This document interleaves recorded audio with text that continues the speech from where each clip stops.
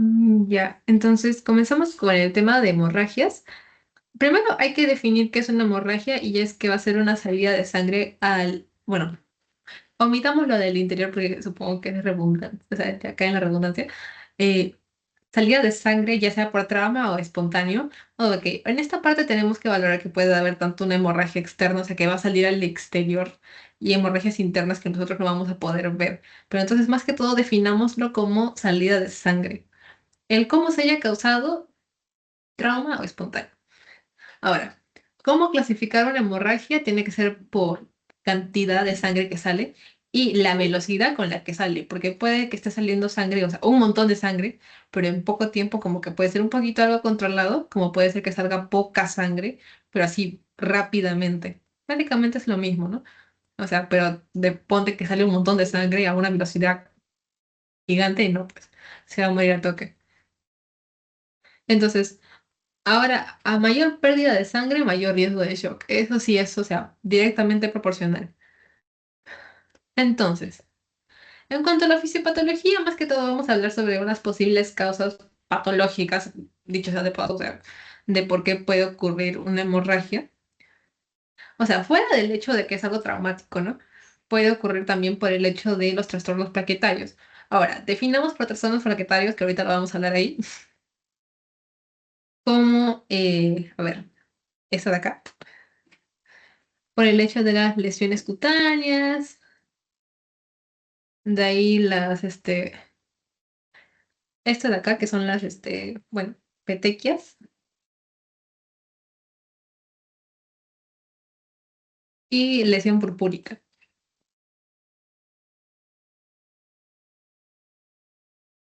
Esas son como que las palabras claves para definir un trastorno plaquetario, o sea, cómo identificar que un paciente tiene trastorno plaquetario y con ello tiene un mayor riesgo de que una hemorragia no tenga un buen desenlace.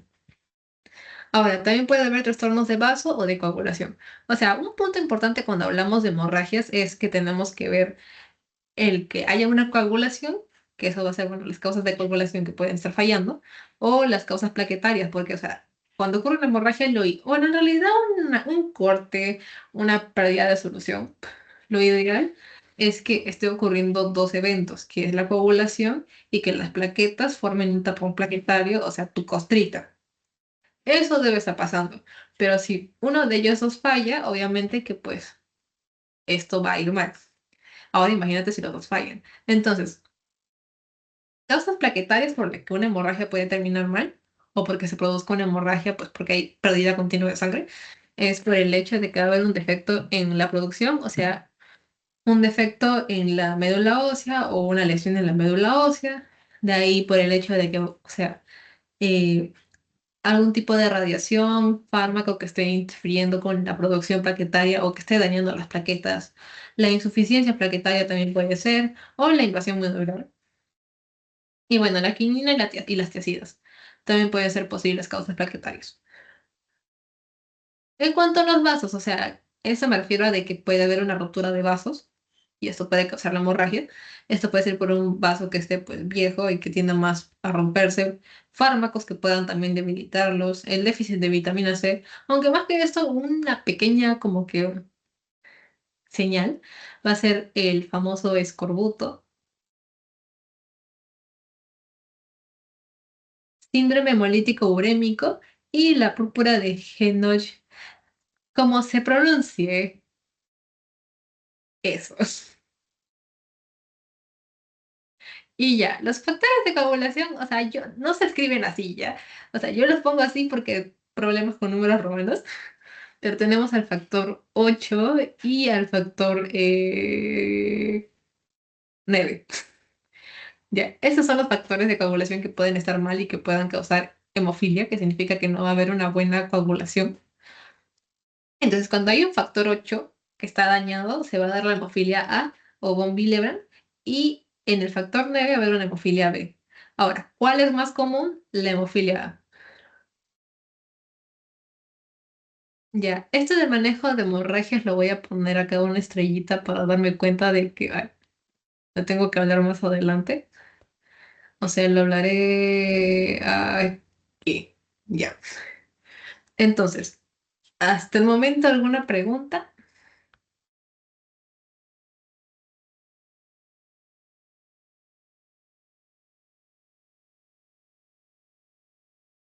Ya. Entonces pasemos a, bueno, cal- clasificación por procedencia, naturaleza y gravedad. Ya. Por naturaleza vamos a tener externa e interna. Esto, bueno, por externa creo que se entiende que es una herida abierta que va a hacer que hay una salida de sangre directa. Entonces, esto puede ser ¿por qué? Por traumatismo. Entonces, la interna se va a dividir en la cavitaria y la intersticial. La cavitaria va a ser algo exteriorizable, o sea, cavidades huecas, como puede ser que hay una hemorragia intracraneal. Si bien es cierto, va a haber una cierta presión intracraneal también, dicho sea de paso, va a aumentar, pero es el hecho de que hay una cavidad que pueda soportar esta sangre. De ahí también otra cavidad puede ser las hemorragias en el estómago, por ejemplo. Todo que sea cavidades huecas. Entonces, exteriorizable, la sangre va a cavidad hueca.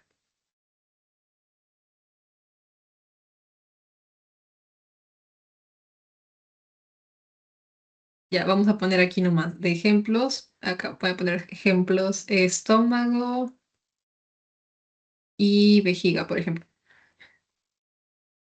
Entonces, las no cavitarias, porque tenemos cavitarias, que digo, las no exteriorizables, van a ser más que todo, dicho sea de paso, es el cráneo. Pero, o sea, se entiende la parte de cavitaria exteriorizable y no exteriorizable. Y si no se entiende, lo vuelvo a repetir porque acá me acabo de, o sea, cavitaria simplemente son, o sea, la sangre va a llegar a un espacio que es hueco o que tiene una parte que sí se pueda como que huir. A ver, la exteriorizable con la cavidad hueca me refiero a que, por ejemplo, el estómago es como un globito, ¿no? O sea, prácticamente la sangre va a entrar al globo y puede que infle o no infle más este globo. Sin embargo, bueno, ocurre lo mismo con la vejiga. En cambio, con las no exteriorizables es que no va a ser un globo, sino más bien va a ser a ver, ¿cómo les digo? Cavidades sólidas. O sea, por ejemplo, el estómago o la vejiga se pueden adaptar. En cambio, las no exteriorizables son más cavidades sólidas que pueden estar haciendo competencia con otros elementos que estén ahí, como puede ser el cráneo. Y bueno, la intersticial va a ser acumulado en lugares que no tengan pues una cavidad o en lugares donde no se puedan acumular. Y esto puede terminar dándonos pues, perdón, esto no hay gente afuera. Esto nos puede terminar dando como pues una hinchazón que sí va a ser notable. Ahora, por procedencia, o sea, zona donde se vierte la sangre, ya, tenemos la arterial, la venosa, la capilar.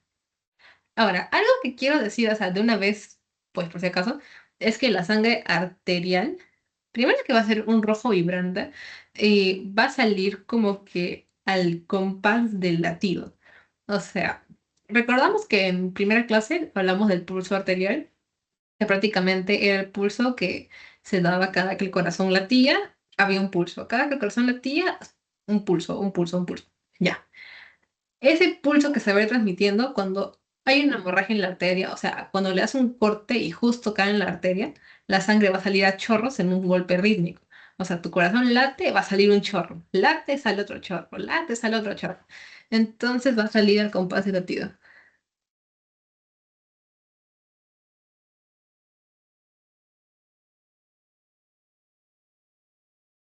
Ya, eso es como que algo importante ahí. Por el mismo hecho de que va a salir a chorros así a cada latido que va a haber, la hemorragia de procedencia arterial va a ser la más peligrosa. La venosa la puedes identificar porque es una sangre más oscura. O sea, qué tan peligrosa va a ser va a depender pues de qué tanto se ha llegado pues a la profundidad también de la hemorragia. Y la capilar pues va a ser en sábana. O sea, en sábana me refiero a que hay un cortecito y como que la sangre va a salir así La arterial sale, como digo, así en rítmico y sale a chorro. La venosa, pues va a ver así como que va a estar cayendo una gotaza. Y en sábana significa que va a caer así poco, o sea, no llega a salir una gota completa, sino que, ¿cómo decirlo? Como que baña el lugar donde se ha cortado o esté produciendo una hemorragia. Ahora, ¿qué tan frecuente es la capilar? Muy poco, honestamente muy poco, porque, o mejor dicho, es una de las más comunes, por ejemplo, si nos terminamos cortando con un papelito o nos arañó el gato, por ejemplo, que es algo bien frecuente en mi caso, siempre termino con una herida que termina así con un sangrado en sábana, que significa que la sangre está ahí. O sea, no se mueve, pero está ahí. O sea, si consideramos hemorragia eso va a ser una de las más probables, o sea, las más frecuentes. Ahora, según su gravedad, ya bueno, va a ser la cantidad de pérdida sanguínea.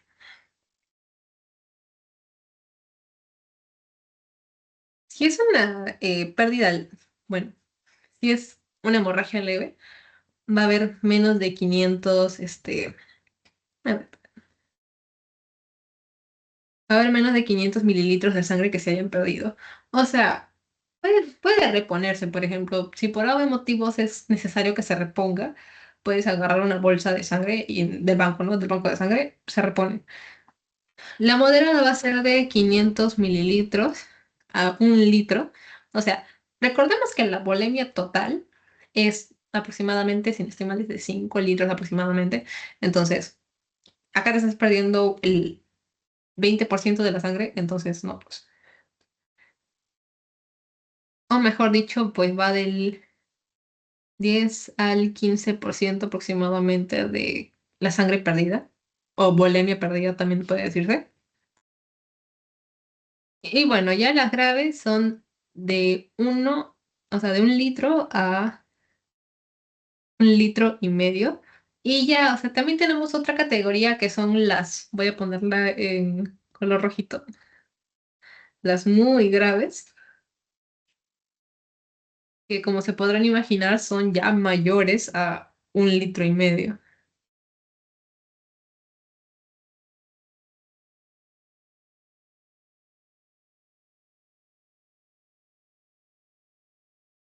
Y más o menos en este punto de que se pierde más de 1 litro y medio es donde estamos hablando de que se pierde del 30 al 60% de la bulimia total.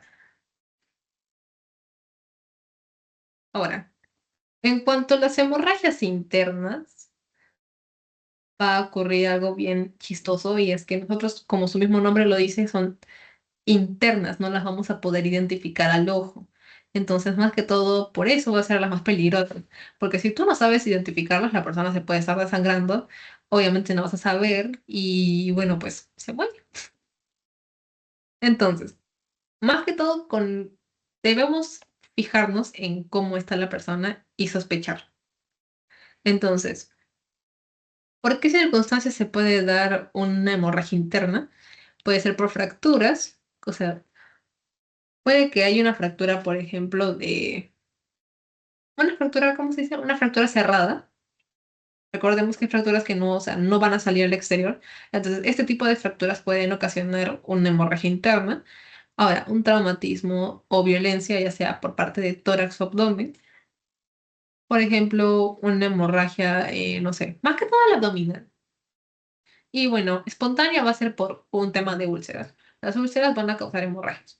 Así que cualquiera de esas circunstancias van a causar una hemorragia interna y ahí se tiene que empezar a identificar. ¿Cómo se va a identificar? Con una sintomatología.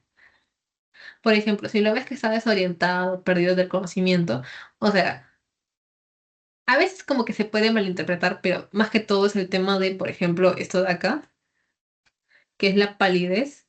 O sea, si sientes que una persona de la nada se pone pálida, que está desorientada así en la nada, hay que sospechar. Y más aún cuando ves que tiene una piel diaforética. Y con diaforética se refiere a que está fría y sudorosa. O sea, sobre todo, vamos a considerar estos dos puntos solamente, porque supongamos que no le prestamos o sea, atención a que una persona está desorientada. Con el hecho de que veas que tiene una piel pálida y que sea diaforética, ya puedes ir sospechando de algo grave. Ahora, El tratamiento para las hemorragias internas va a ser, sobre todo, primero, abrigar. Ese es uno. Ahora, los pies en alto, cabeza más baja que el corazón. A esto se refiere más que todo, pues, tratar de, como digo, balancear la circulación. Liberar ropa apretada porque no se sabe, tal vez haya una ropa que esté interrumpiendo ahí el flujo. Y no dar de beber. O sea, esto de acá de no dar de beber puede ser como que más que todo para evitar de que se siga desangrando. No voy a ponerme a explicar toda la fisiopato, pero simplemente no hay que dar de beber. Y en todo caso, digamos que va a necesitar una cirugía. Recuerden que lo más recomendable es que esté en ayuno, entonces no dar de beber. Entonces, traslado inmediato porque es un paciente crítico, no sabes qué tiene, no sabes si de verdad cuánto has avanzado la hemorragia, así que pues trasladarlo. A ver,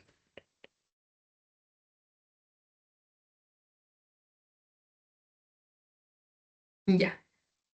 Ahora, hemorragias exteriorizadas. Tenemos acá la otorragia, que va a ser una hemorragia que va a ser sal- que va a salir de la oreja. Ahora, no confundamos otorragia con, bueno, por ejemplo, si bien es cierto puede ser ocasionado por un traumatismo, también tienes que ver que no sea líquido cefalorraquídeo y solamente otorragia. Porque recuerden que si hay salida de líquido cefalorraquídeo, esto ya es otra cosa. Entonces, otorragia es, como digo, salida del oído. De ahí, epistaxis.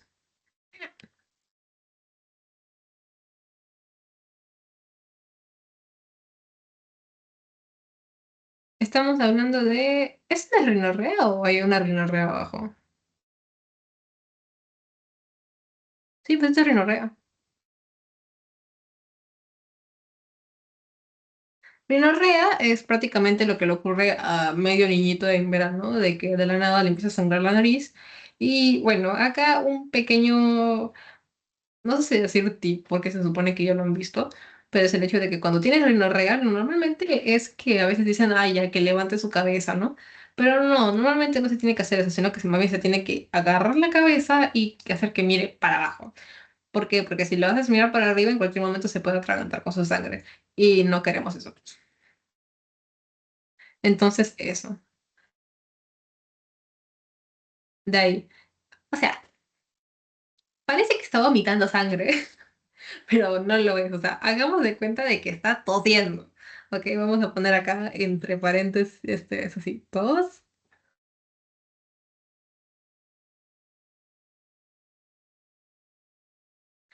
hemoptisis. Esto va a ocurrir cuando va a haber un paciente, por ejemplo, un tuberculoso, que de la nada empieza a toser sangre. Ya, ese es hemoptisis. Toser sangre. Y luego tenemos gingivorragia, que va a ser ¿cómo se llama? Va a ser una hemorragia producida en las encías. O sea, cuando las encías se inflaman y empiezan a sangrar, ya, esa es la gingivorragia. O sea, muy común en personas que tienen un mal, ácido bucal. Y bueno, de ahí tenemos estas otras que son, bueno, no encontré imágenes. Hematemesis va a ser una hemorragia que va a ser producida en el estómago.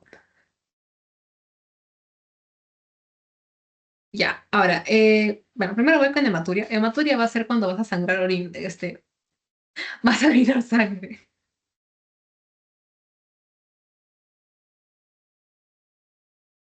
Ahora, en rectorragia y melena, porque, o sea, va a ser más que todo producidas por un tema de tracto gastrointestinal, pero sobre todo de la parte digestiva y en el colon y el recto.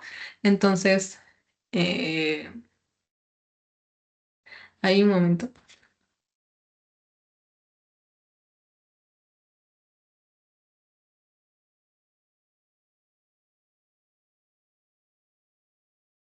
perdón, me estaba mi mamá.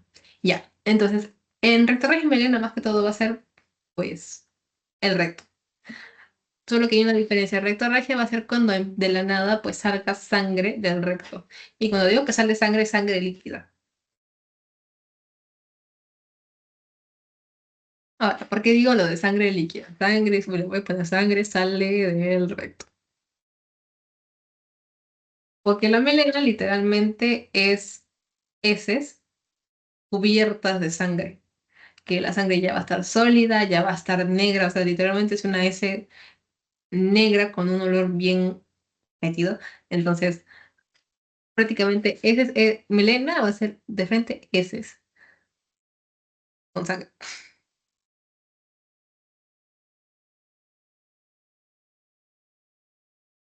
A ver, ahora shock hipovolémico. Primero, ¿cómo reconocemos un shock hipovolémico? Por esto de acá. El pulso radial, bueno, en realidad cualquiera de los pulsos, ¿ya? Pero va a ser cuando cuando ves que el pulso radial le empieza a estar ausente o empieza a disminuir, puedes ir como que sospechando de shock. Cuando ves que la frecuencia cardíaca puede que esté en un momento puede estar elevada y luego puede estar bajando, al igual que la presión arterial y la frecuencia respiratoria, pero sobre todo el hecho de apariencia de muerte cuando ya está como que más avanzado. A ver, definamos apariencia de muerte. Está gris, está cianótico también. Bueno, estado mental es lo más útil, pues sí, porque si no llega sangre al cerebro empieza pues, a delirar, empieza a tener cierto confusión. Y también por el hecho de que, o sea, como que algo clave es que va a tener un pulso que va a estar débil y sobre todo rápido. Digamos que es como un intento desesperado del cuerpo de intentar pues, salvarse, un intento desesperado de salvarse, pero a las finales ya o sea, ahorita voy a explicar cómo funciona eso. Ojo, que rápido no significa que sea, voy a ponerlo acá. Que sea un pulso rápido no significa que sea fuerte, porque puede ser un pulso rápido pero casi imperceptible, ¿ok? Entonces tenemos la clase uno, 2, 3 y 4. En cuanto al volumen de la sangre que se haya perdido en estos, pues vamos a tener que en la clase uno se va a perder de 15 a 750 mililitros. Eh, bueno, de la clase 2, ¿qué digo? En la clase uno se pierde el 15% de de la volemia. Cuando pongo porcentaje significa volemia, ¿ok? Ya, entonces en la clase uno se va a perder, como se ven, un montón, se va a perder hasta 750 mililitros. En la presión arterial no va a haber cambios. En el pulso, frecuencia cardíaca va a empezar a estar taquicárdico, el llenado capilar todavía va a ser normal, también su frecuencia respiratoria, la diuresis va a ser pues mayor a 30 y sobre todo esto, las extremidades van a ser color normal. O sea, póngase que este es el típico shock hipovolémico que puede tener una persona con un hemorragia interna, no no diagnosticada. Puede verse así. Ahora, la clase 2 ya empieza a ocurrir cosas.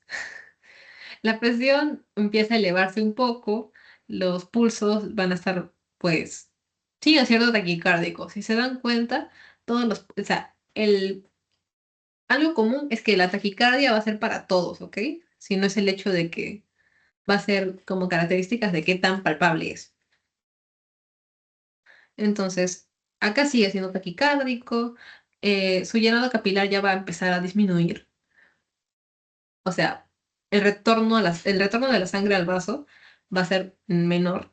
La frecuencia respiratoria ya va a empezar a aumentar por el hecho de que ya no va, o sea, a este punto el paciente ya no oxigena tanto, entonces en un intento pues de regular esto empieza a respirar más. La diuresis empieza a disminuir y acá es donde ya empiezan las extremidades pálidas. Bueno, acá ya la presión arterial baja.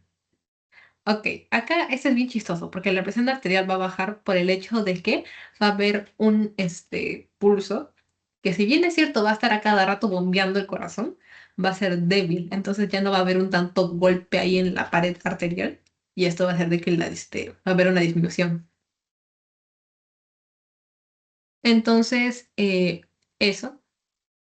va a haber una taquimia, o sea, de acá todo, o sea, vamos a poner acá como que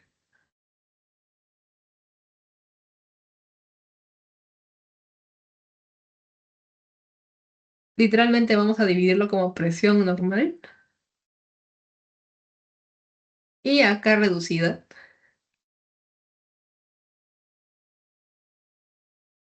porque de ahí si se dan cuenta prácticamente es casi lo mismo. Solamente acá casi siempre preguntan el tema de cuánto volumen o cuánto porcentaje de sangre se ha perdido, la presión arterial y los pulsos.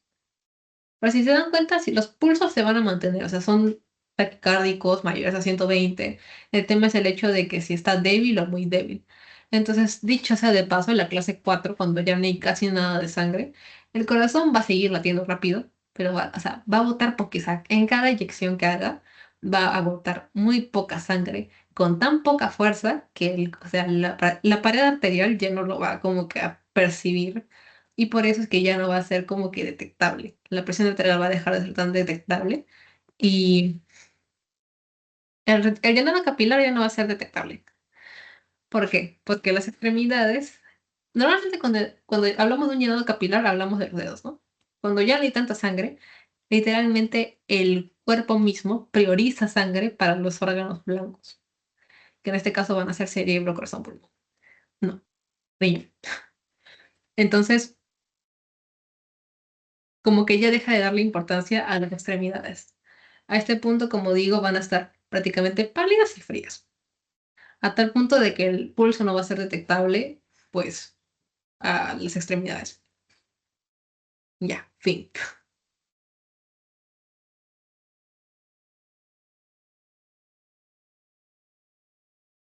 Ahorita mando el postes. ¿Alguna pregunta?